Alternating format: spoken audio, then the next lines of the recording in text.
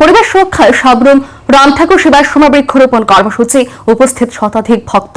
ক্রমবর্ধমান বৃক্ষ নিধন, প্লাস্টিকের অতিরিক্ত ব্যবহার ও জল সম্পদের অপচয়ের ফলে বিশ্বব্যাপী পরিবেশ উষ্ণায়নের আশঙ্কা দিন দিন বৃদ্ধি পাচ্ছে।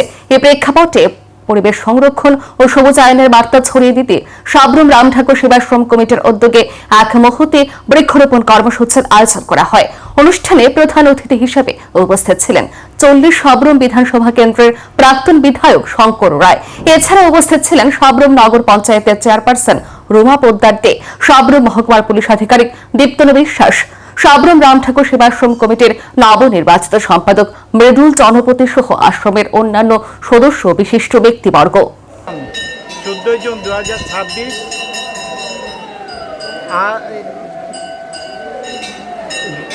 শ্রী রাম ঠাকুরের 75তম বর্ষপূর্তি উপলক্ষে আজকে একটা বন মহোৎসবের আয়োজন করা হয়েছে এবং আমরা যে কর্মসূচি নিয়েছি এটা আজকে আমরা বৃক্ষরোপণ